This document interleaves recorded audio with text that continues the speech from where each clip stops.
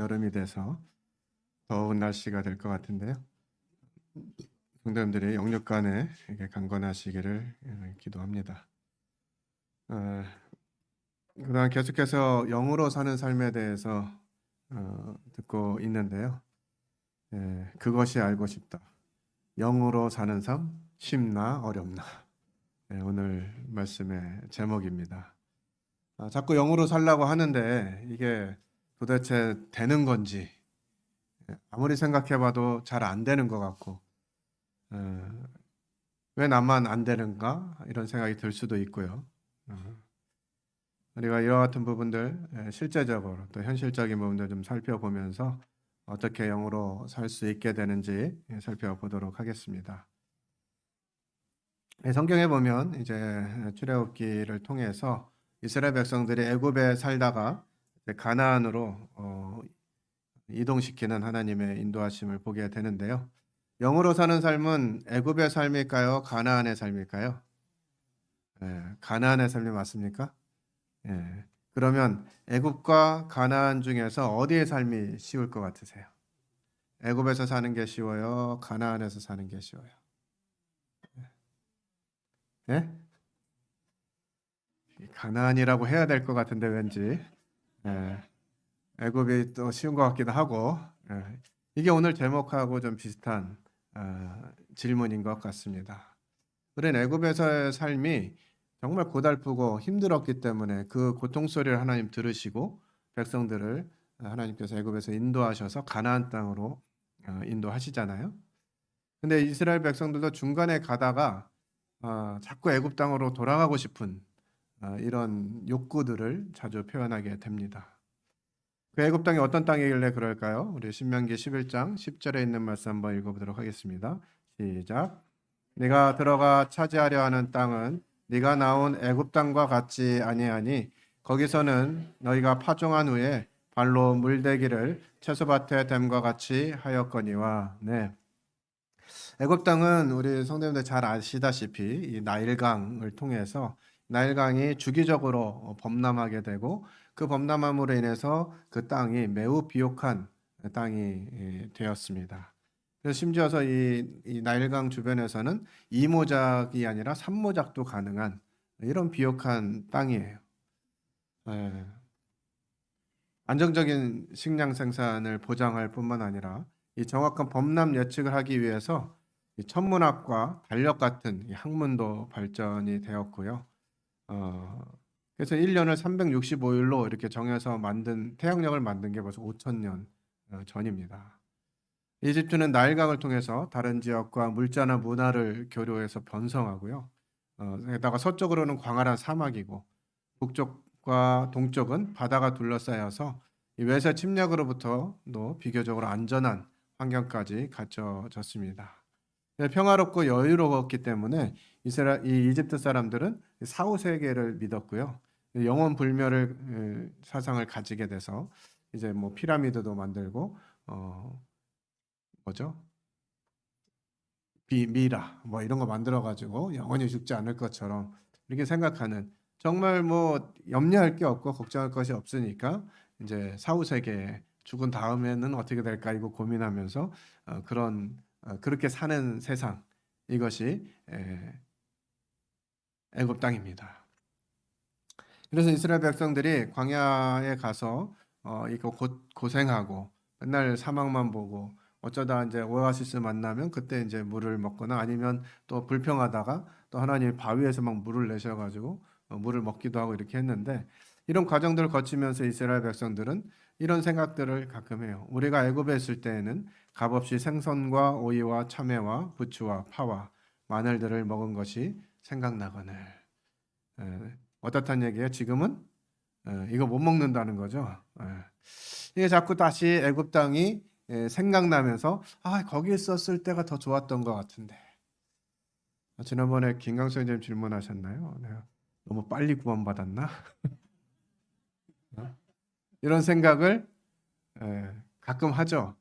이제 좀 늦게 구원받았으면 좀 세상도 즐기고 이러다가 딱 뭔가 중요한 순간에 아니면 주님 오시기 직전에 딱 구원받으면 얼마나 좋을까? 뭐 이런 생각을 심지어 해보기도 했습니다. 그러니까 이 애굽 이스라엘 백성들이 광야에서 하던 일들을 이렇게 쭉 성경을 통해서 묵상하면서 해도 너무한다 이런 생각이 들면서도 나도 그렇구나 이런 생각을 하게 됩니다. 정말 하나님이 베푸신 그 은혜 그리고 그 결말이 오늘 그 학생 형제가 감사에 참여하면서 주님 오시면 제 심판 날에도 우리는 바라볼 것이 있어서 감사가 된다 이런 고백을 했는데 이게 너무나 당연하면서도 우리는 왠지 이 땅에서도 좀 즐기고 잘 살고 싶은 이런 욕구가 저희 가운데 일어나고 있다고 하는 사실이죠. 그렇다면 가나안 땅은 어떤 땅이냐? 신명기 11장 11절 같이 읽겠습니다. 시작.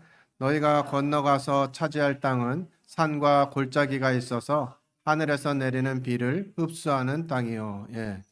가나안 땅에서는 농사 지을 때 이 나일강에다가 이렇게 근처에 뭐 워낙 땅이 비옥하니까 물을 대려면 어떻게 하면 된다고요?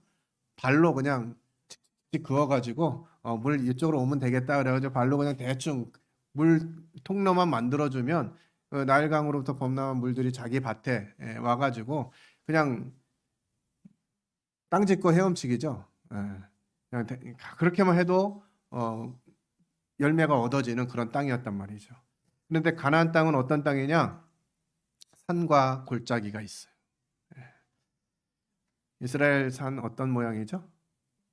우리나라처럼 막 수목이 우거지고 그런 산인가요? 대부분 다 민둥산입니다. 그러니까 산에서 기대할 게 없어요. 혹 이제 가나안 땅의 일부 정탐하러 갔을 때 이제 봤지만 막 포도, 송이도 막 엄청 크고 뭐 그런 땅이 일부 있지만 대부분의 땅은 그렇지가 않습니다. 대부분의 땅은 산이에요. 민둥산, 골짜기. 그 산의 골짜기는 또 엄청 깊어가지고 이 골짜기로 다니려면 쉽지가 않습니다. 그 와중에 짐승들, 맹수들이 어디서 숨어 살고 있어요? 골짜기에 숨어 살아요. 그래서 시편 23편에 내가 사망의 음침한 골짜기로 다닐지라도 이런 이제 그 기록들이 나오게 되는 것이죠. 하늘에서 내리는 비를 흡수하는 땅이요. 이게 한국말이 쉬운 것 같으면서 되게 어려워요. 요 말만 딱 들으면 어때요? 땅이 이렇게 비를 잘 흡수하고 있어가지고 이렇게 곡식이 잘 자라는구나 이렇게 생각하게 되잖아요. 근데 이 말은 그런 의미가 아니라 땅이 그냥 비 와도 물을 저장하지 못하고 다 그냥 없어지는 땅이에요. 그래서 물을 사용하기가 어렵습니다. 시편 23편에서 쉴만한 물가로 나를 인도하시는도다 이렇게 표현할 때 뭐 그 이스라엘 땅에 물이 많아가지고 막 그냥 어디 가나 물이 있는 그런 곳이 아니에요. 그리고 물이 좀 있나 싶어가지고 저기 물이 있구나 해가지고 있다가 뭐 하루나 이틀 있다 가면 물이 없어요. 그런 곳이에요. 왜 그러냐면 여기 지진지대이기 때문에 이 웅덩이에 금이 많이 가 있습니다. 그래서 비가 와서 잠깐 이렇게 물이 고여 있는 것 같더라도 조금 지나면 물이 다 빠져서 물을 쓸 수 없는 그런 곳이에요. 이런 땅을 하나님 뭐라고 부르셨어요? 젖과 꿀이 흐르는 땅. 참 너무 하나님의 설명과는 그 목표와는 다른 땅이죠. 그래서 이 땅에서는 어때야 되느냐면 뭔가를 해야 돼요. 그래야 농사가 지어질 수 있어요.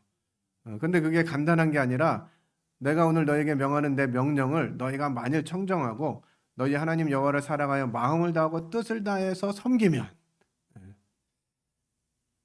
십계명을 이스라엘 백성들이 열심히 나눴죠. 하나님이 세세하게 지침들을 많이 주셔가지고 몇 가지라 그래요? 613가지. 613가지의 명령을 주시면서 너희가 이거 다 지켜 행하면 어떻게 한다고요? 너희 땅에 이른 비 늦은 비를 적당한 때에 내리신다는 거예요. 막 주시는 것도 아니고 그냥 막 항상 있어가지고 필요할 때 쓰는 그런 게 아니라 적당한 때 파종할 때 뭐 거둘 때 이럴 때 잘 적당한 때 비를 내리셔가지고 곡식과 포도주와 기름을 얻게 하신다는 거예요. 근데 이렇게 안 하면 하나님 말씀 지키지 않고 청정하지 않고 하나님 섬기지 않으면 되겠어요? 안 되겠어요? 안 되는 땅이에요. 왠지 우리가 살고 있는 땅하고 좀 비슷한 것 같죠? 예. 우리가 하나님 막 열심히 섬기는 것 같으면 하나님도 뭔가 잘 해주시는 것 같아. 예. 그런데 우리가 조금 이상하게 사는 것 같다 그러면 하나님도 뭘 안 주시는 것 같아. 이런 느낌이 들죠. 이렇게 비교해 볼 때 가나안 땅에 살기 쉬워요? 애굽 땅에 살기 쉬워요? 애굽 땅이 살기 쉽죠. 왜 그렇겠습니까? 왜 애굽 땅에 살기 쉬울까요? 에베소 2장 2절에 답을 주고 있습니다. 같이 읽겠습니다. 시작.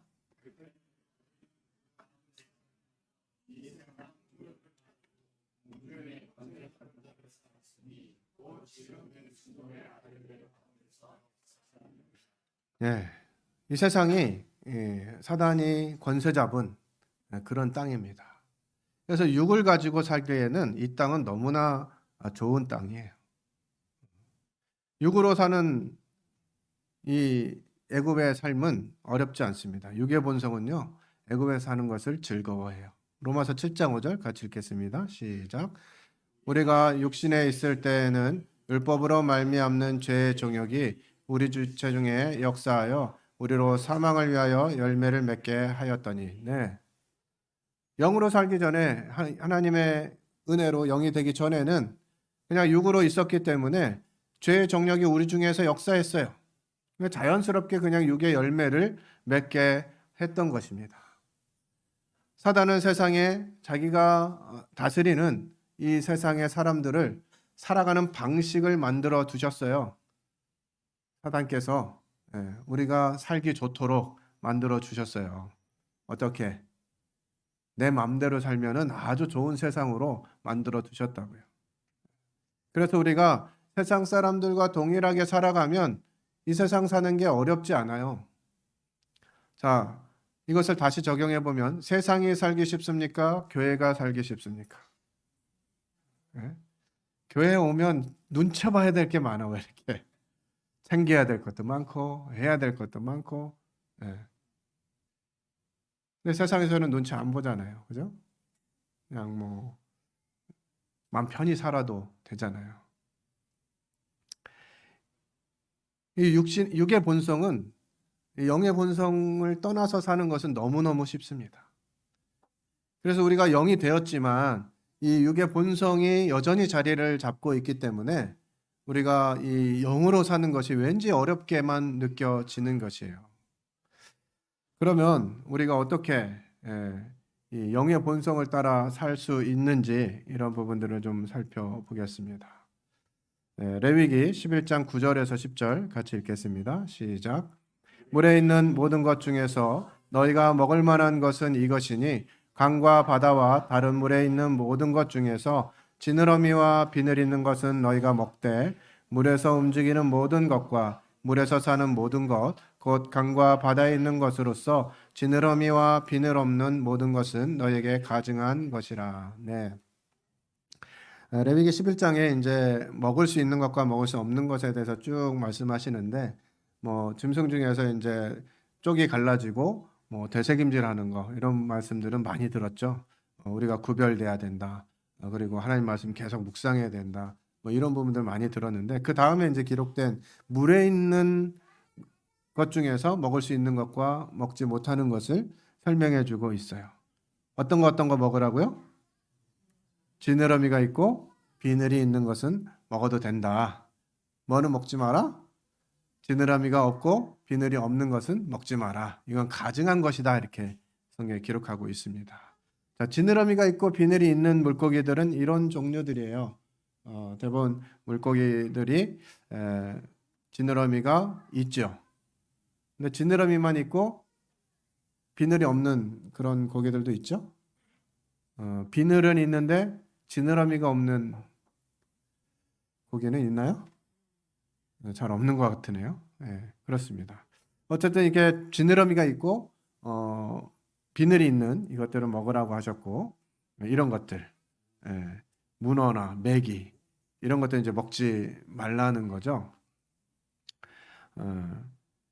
왜 이런 것들을 먹으라고 했을까요? 지느러미가 있고 비늘이 있는 것. 그런데 지느러미가 없고 비늘이 없는 것은 먹지 말라 이렇게 하셨어요.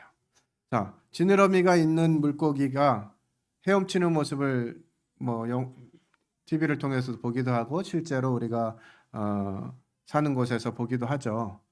혹시 이 지느러미 있는 물고기가 뒤로 헤엄치는 거 본 적 있으세요? 네. 지느러미를 가진 물고기인데 이 지느러미 가진 물고기가 뒤로 헤엄치는 거 본 적 있으세요? 네, 없습니다. 이 지느러미를 가진 물고기들은 뒤로 갈 수가 없어요. 하나님께서 지느러미 있는 물고기를 먹어라 말씀하실 때 우리의 삶이 그래야 한다는 거예요. 하나님을 향해서 앞으로 전진. 이 지느러미가 있다라고 하는 것은 방향성을 의미합니다. 우리가 어떤 방향을 향해서 살아가고 있느냐라고 하는 것이죠. 이런 지느러미가 있는 물고기들이 방향성을 가지고 앞으로 전진하는데 이런 애들, 지느러미가 없는 이 문어 어디로 가요? 어디로 갑니까? 앞으로 갑니까? 뒤로 갑니까? 뭐 오른쪽으로 갑니까? 왼쪽으로 갑니까? 어디로 가요? 지멋대로 가죠. 엿장수예요. 지멋대로 가요. 그러니까 방향성이 없는 거예요. 때로는 뭐 앞으로 가는 것 같다가도 뭐 조금 뭐 힘든 일 만나면 또 돌아서고 이쪽 아닌 것 같은데 오른쪽으로 가보고 여기도 아닌 것 같은데 막 왼쪽으로 가고 막 이렇게 가는 거죠. 방향이 없어요. 우리가 영으로 사는 삶이 힘들어지는 이유 방향성을 잃어버리기 때문에 그렇습니다. 우리는 하나님을 향해서 나아가야 돼요. 어떤 일을 만나든지 그것을 가지고 하나님께 나아가야 되는 것이죠. 힘든 일이든 기쁜 일이든 그것을 가지고 하나님께 나아가야 돼요. 그런데 우리가 그것을 가지고 그 어려움에 만나서 부딪힐 때 하나님께 나아가지 않고 내가 뭔가를 해보려고 이건 길이 아닐 거야. 하나님이 나를 사랑하시는데 이런 어려움을 주실 리가 없어. 막 이러면서 그냥 자기가 뭔가를 해결해 보려고 한다면 하나님께서 일하실 수 없는 것이죠. 또 한 가지 생각해 보면 이 비늘이 있다는 것은 어떤 의미일까? 이 비늘 있는 물고기들은 물 상중하 중에서 주로 어디에 삽니까? 뭐 냇가도 마찬가지고 바다도 마찬가지고 이런 물고기들이 물의 상중하 어디서 살아요? 주로 상에서 삽니다. 그래서 우리가 냇가 같은데 강이라든지 냇가라든지 뭐 바다도 마찬가지인데 가면 뭔가 이렇게 반짝반짝반짝 빛나잖아요. 해가 물에 비쳐서 이렇게 반짝 빛나나 보다 이렇게 생각하지만 대부분은 이 비늘이 비추는 것이에요. 그러니까 이 비늘이 있다라고 하는 것은 하나님으로부터 빛을 받아서 비추이는 빛을 반사시키는 이런 역할을 하는 것이에요. 그래서 우리가 하나님과 상관없이 영으로 사는 삶인데 하나님과 상관없이 살아가면 빛을 비출 수가 없죠. 지난주에 이제 영으로 드리는 예배 이것에 대해서 들었는데 들은 분들 중에 이게 과연 정말 가능한 일인가? 매주 어떻게 하나님을 경험하고 경험한 하나님으로 예배를 드리지? 이렇게 생각하는 분들이 있는 것 같아요. 불가능한 것 같은 어떻게 그럴 수 있지? 이렇게 생각이 드는 거죠. 참 이런 생각은 어쩌면 이렇게 잘 하는지 모르겠어요. 잘 돼. 의심이 불러 일으켜지죠. 하나님 말씀은 그렇지만 진짜 가능한 얘기인가? 이런 생각이 들게 되는 거예요. 내 스스로는 그럴 수밖에 없는 것이죠. 그러나 우리 하나님께 나아가서 하나님이 주시는 능력을 경험할 때 빛을 비추는 것은 어렵지 않은 것입니다. 반면 비늘이 없는 이런 물고기들은 물의 상중하 어디서 살아요? 하중에서도 물에 사는 것도 잘 아니고 뻘 속에 그냥 막 어둠 속에 살잖아요. 그러니까 우리 그리스도인들이 하나님이 주신 영으로 사는 삶을 위해서 어디서 사는지도 중요합니다. 누구와 사는지, 어떤 환경에서 살아가는지도 중요해요. 그래서 가능한 주변의 성도들이 많이 있는 곳에 사는 것이 좋겠다 하는 생각이 듭니다. 그래야 뭐 밖에 나갈 때도 대충 옷 대충 입고 가지 않고 뭐라도 챙겨 입고 나가지 않겠어요? 형제님 만나면 또 민망하니까 뭐 이러면서 성도들이 가까이 있는 곳에 살면 저희들이 안전해집니다.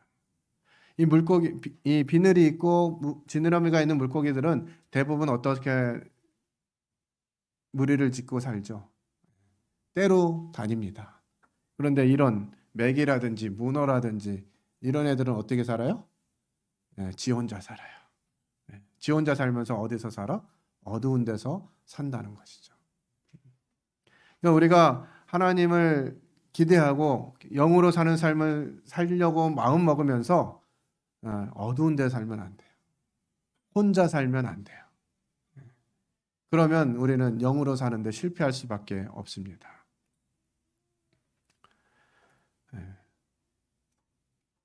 이게 순서가 다른 파일을 제가 열은 것 같으네요. 그래서 우리는 나는 방향성이 있는지, 어디에 살고 있는지 하는 부분들을 좀 잘 살펴야 합니다. 그렇다면 영으로 사는 것이 좀 어렵나요? 어렵다고 생각이 되나요? 아직까지?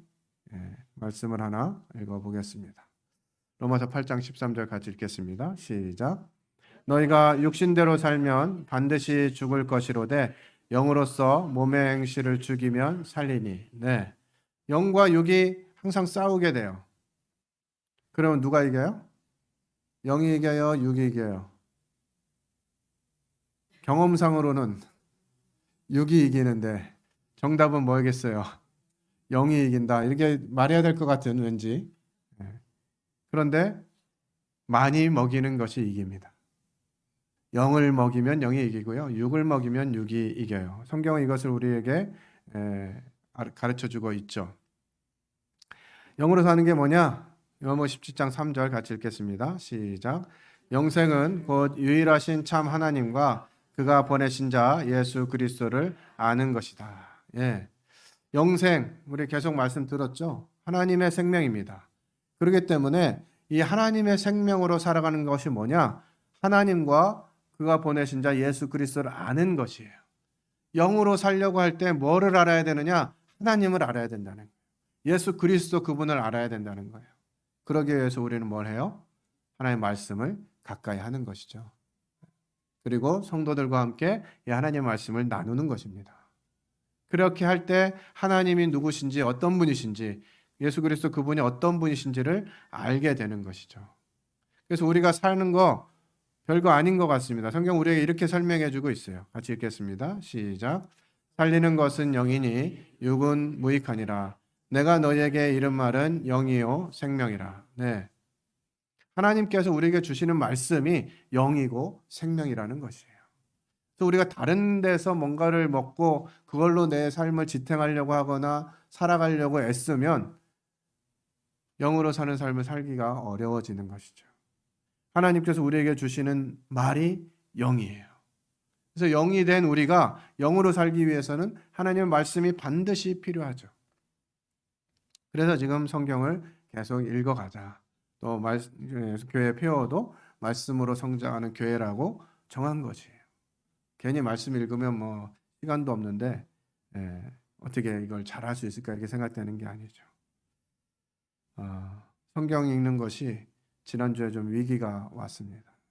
그 지난주에 장로 수양회를 다니면 3박 4일 성경을 읽을 시간이 잘 없었고 지난주에 제가 이제 어제 중간고사 보느라고 시험 공부하느라 일주일 동안 거의 성경을 많이 못 읽었는데 그러다 보니까 막 이 며칠 느림 이거 뜨잖아요.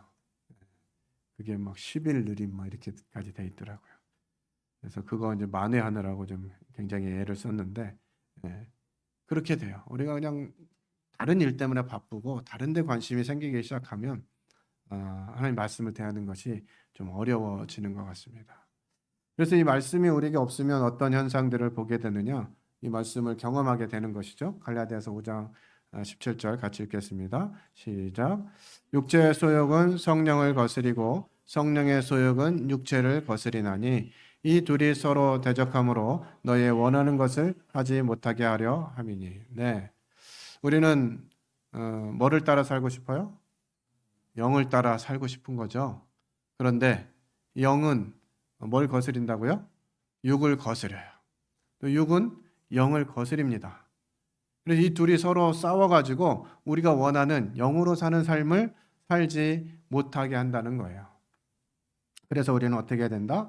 8장 13절 읽었던 말씀 다시 한번 읽겠습니다. 시작. 너희가 영신대로 살면 반드시 죽을 것이로되 영으로서 몸의 행실을 죽이면 살리니. 예.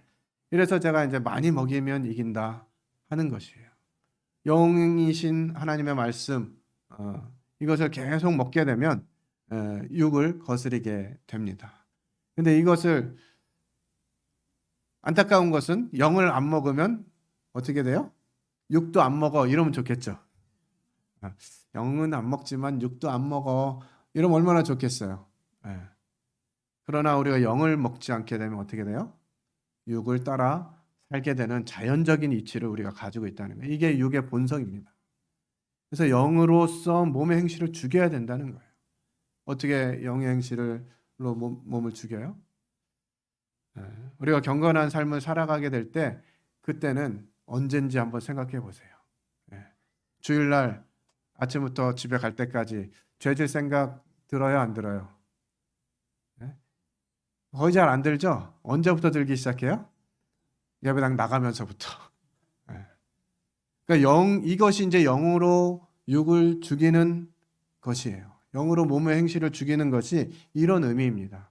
우리가 하나님의 말씀 중심으로 모이고 함께하면 이 죄질 틈이 잘 없어요. 제가 청년 시절에 청년이니까 얼마나 이 육의 본성이 왕성하겠어요. 그러니까 청년들은 틈만 나면 이게 죄에 빠질 우려가 있습니다. 그래서 이 청년들이 교회에 또 성도들과의 모임에 자주 있을 수 있도록 해야 되는 것이에요. 제가 청년 시절에 주님이 부흥을 주시기 시작하면서 죄를 지을 틈이 없도록 하셨을 때가 있었어요. 청년들이 한 7, 8명 모이다가 하나님이 갑자기 이렇게 복을 주셔가지고 청년들이 막 30명, 40명 이렇게 늘어나는데 그때 어떤 현상이 있었냐면 청년들이 집회에 참석하는데 최선을 다했고요. 그러면서 말씀을 먹는 일에 또 최선을 다했어요. 그래서 매주 화요일마다 사역하시는 형제님 댁에서 4단계 훈련을 받았습니다. 수요일 날은 수요 집회니까 수요일 가서 말씀 듣고 금요일 날은 기도 집회니까 기도 집회 가서 기도하고 그때 생각해 보면 기도 집회 한 절반 정도가 청년이었던 것 같아요. 그리고 토요일은 뭐 딱히 모임이 없는데 그냥 아무 약속도 없이 교회 가면 교회에 한 10명 이상이 모여 있었어요. 교제하고.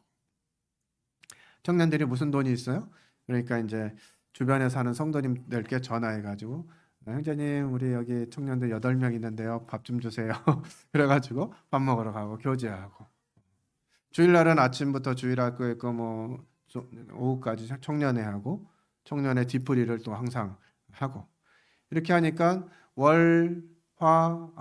주일, 화요일, 수요일, 금요일, 토요일 5일은 그냥 모이는 거예요.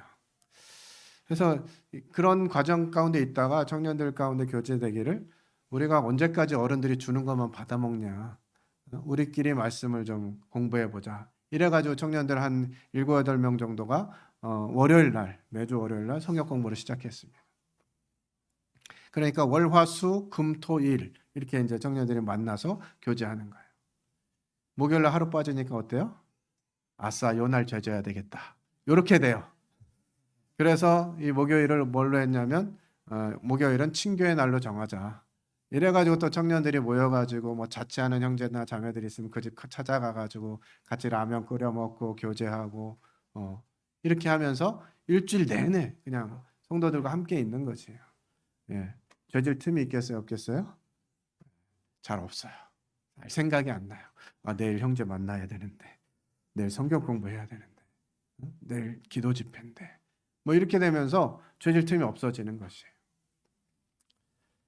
청년들에게 권합니다. 가능한 교회 집회에 빠지지 않는 것이 여러분들이 영으로 사는데 아주 유익한 방법이에요. 가능한 한 수요일, 금요일 집회 함께 하시면 좋을 것 같습니다. 그래서 우리는 이제 말씀을 의지해서 또 방법을 찾아가야 합니다. 같이 읽겠습니다. 시작. 또한 너희 지체를 불의의 병기로 죄에게 드리지 말고 오직 너희 자신을 죽은 자 가운데서 다시 산 자 같이 하나님께 드리며 너희 지체를 의의 병기로 하나님께 드리라. 예. 우리는 한 지체, 이 몸을 가지고 죄에게 드릴 수도 있고 의에게 드릴 수도 있습니다. 우리가 어디다 드리느냐, 이것이 중요하죠. 하나님께서는 우리에게 이렇게 권하십니다. 죄에게 드리지 말고 너희 지체를 의의 병기로 하나님께 드리라 하는 것이죠. 그래서 성도들이 교회에 오면 그냥 왔다 가는 곳이 아니라, 다니는 곳이 아니라 참여하는 곳이다. 김건 선생님 자주 얘기하십니다. 예배당에 와서 또 뭐 성도들과 만나서 무엇을 할지를 고민해야 되는 거죠. 어떻게 하는 것이 하나님께 병기로 드릴 수 있는 것인지, 하나님의 그리스도의 몸인 교회, 이것을 섬기는 것이 지체를 의의 병기로 하나님께 드리는 것입니다. 그리스도의 몸인 교회를 섬기는 방식은 다양하죠. 은사를 따라 섬길 수도 있고, 봉사와 섬김, 이것은 누구나 할 수 있는 것이죠. 우리 성도님들 주일날 아침에 이렇게 예배드리러 올 때 예배당이 어떤지 살피시는지 모르겠습니다만, 이게 일주일간 계속 쓰니까 주일날 아침에 예배당이 깨끗할 수가 없어요. 수요일날 모이죠, 금요일날 모이죠, 토요일날 모이잖아요. 그럼 흔적이 남아요. 이럴 때 어떻게 해야 되겠어요? 저절로 치워지는 게 아니죠. 일찍 오는 성도들이 있어요. 그 성도들 일찍 와서 예배당을 치우는 것이에요. 정리하고 쓸고 닦고 하고 있어요. 나는 그냥 예배 시간 맞춰서 적당히 와서 이렇게 예배 드리면 되지, 이럴 일이 아니라는 거죠. 하나님의 몸인 교회에는 해야 될 일이 많이 있습니다. 보이지 않게 여러 가지 수고를 해요. 저희들 이제 6월 달에 수양회를 하게 될 텐데요. 성도들은 수양회에 참여하면 된다 이렇게 생각하지만, 이 수양회가 진행되게 하기 위해서 얼마나 많은 수고가 들어가는지 몰라요. 눈에 보이지 않지만. 그런 수고들을 통해서 우리 지체된 성도들이 유익을 얻는 것입니다. 그래서 우리가 우리 지체를 의의 병기로 하나님께 드리는 일, 교회를 위해서 내 삶을 드리고 헌신하고 섬기고, 이런 과정들이 이제 필요한 것이죠. 그런데 이것이 그냥 자연스럽게 저절로 딱 되면 좋은데 그렇지가 않죠. 미가서 3장 8절 같이 읽겠습니다. 시작.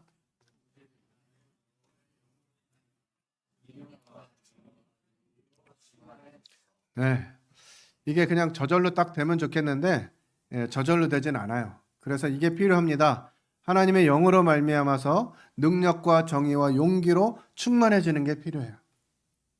세상이 그걸 요구하지 않아도 그냥 무시하는 것이죠. 그래, 세상은 뭐 그렇게 돌아가는 거, 내가 굳이 여기서 성공하지 않으려고 해도 돼. 그냥 하나님이 기본적인 부분들 공급해 주시면 감사함으로 살자, 이런 생각하게 되는 거죠. 아파트를 넓혀갈 목표를 안 가져도 됩니다. 그저 뭐 좀 좁고 불편하겠지만 하나님 나라를 소망하면서 이렇게 살아야지, 이렇게 하면 우리의 삶에 여유가 생기지 않겠어요? 교회를 위해서 헌신할 영역이 더 커지지 않겠어요? 근데 이제 20평 살면 이제 애들 좀 크면 30평 살아야 되는데, 그럼 어떻게 해야 되지? 저축해야지. 얼마나 저축해? 월급 들어오면 50% 일단 저축해. 막 이래가지고 해놓으면 헌신할 기회가 줄어드는 것이죠.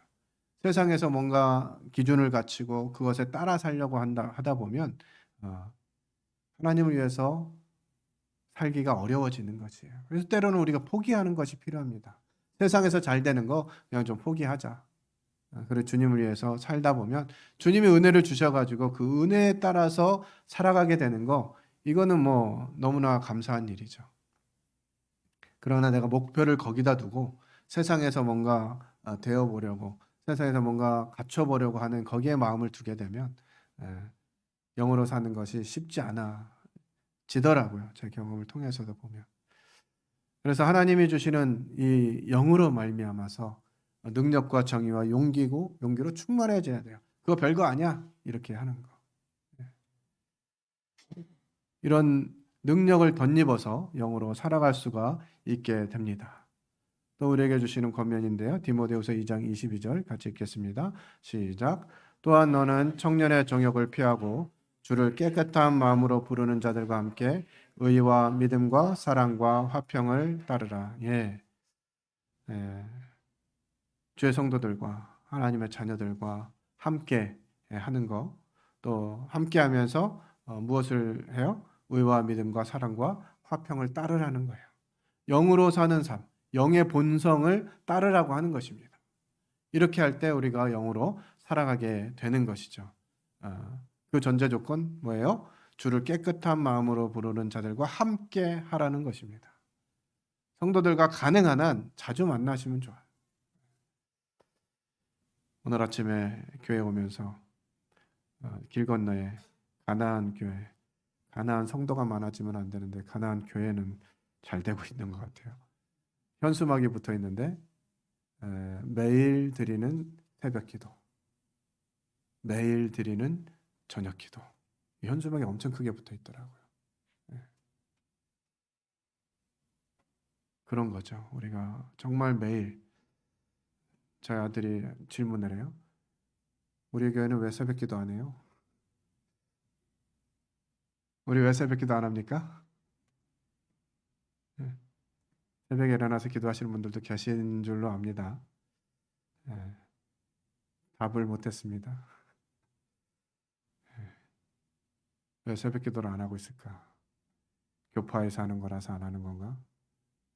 생각이 들기도 하고 부끄러운 답변을 할 수밖에 없었어요. 전도서 4장 11절 12절 같이 읽겠습니다. 시작. 함께 누우면 따뜻하거니와 한 사람이면 어찌 따뜻하랴. 한 사람이면 패하겠거니와 두 사람이면 능히 당하나니 삼겹줄은 쉽게 끊어지지 아니하느니라. 네, 함께 하는 거 이게 참 중요한 것이죠. 혼자 살다가 넘어지면 누가 손잡아 일으켜줄 사람도 없죠. 하지만 둘이 있으면 뭐 일으켜줄 수도 있고요. 또 추울 때 둘이 붙어 누우면 따뜻하잖아요. 한 사람이면 어찌 따뜻하겠어요? 한 사람이면 패하겠지만 두 사람이면 능히 당해요.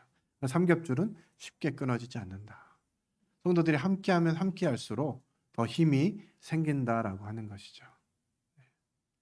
그래서 우리가 어떤 교회에 일정이 생기고 집회라든지 수양회라든지 생기면 뭐 어쩔 수 없는 환경이 열릴 수 있죠. 있을 수 있죠. 그러나 그것에 주목하기보다는 어떻게 하면 함께할 수 있을까? 내가 이런 상황 때문에 함께하지 못하겠는데 적어도 3일 중에 하루는 함께 해야 되겠다. 적어도 주일날, 토요일날 저녁에 가서 주일날 정도는 함께하면 좋겠다.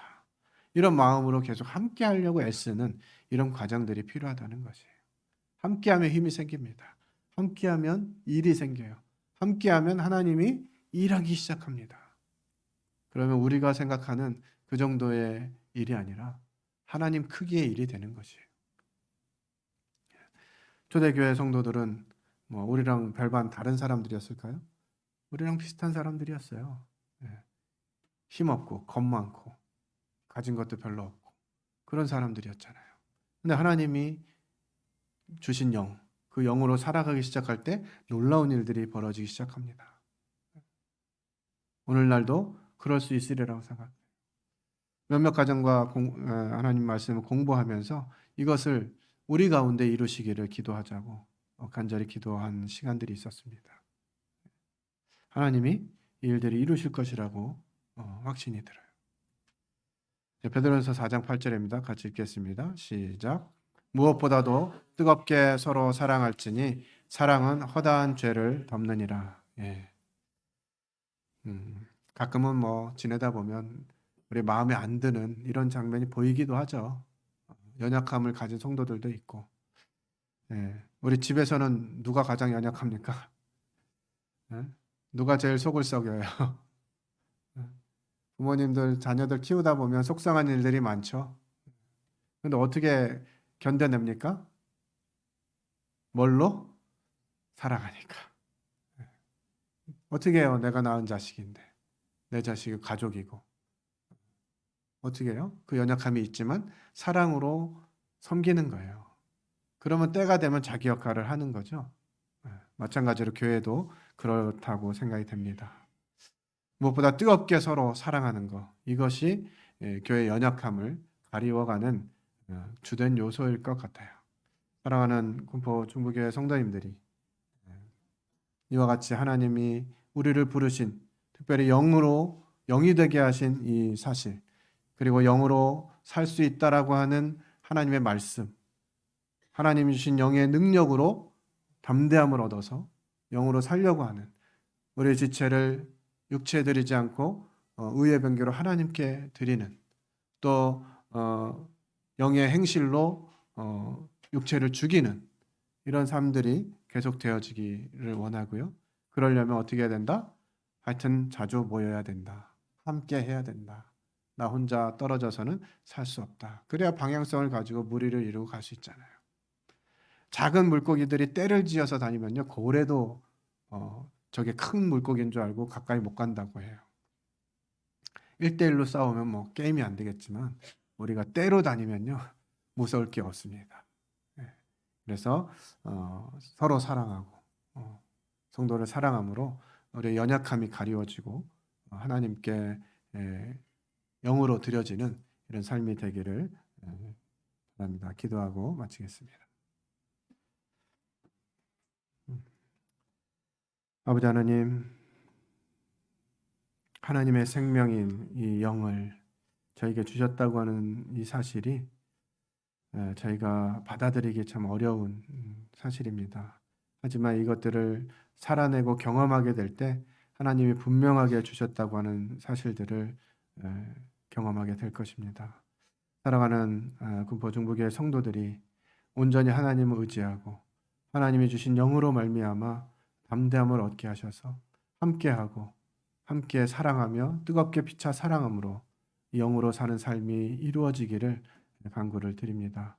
누가 먼저가 아니라 각 성도들이 하나님 의지하고 이와 같은 영으로 삶을 살아내는 귀한 성도들 되게 하시기 원합니다.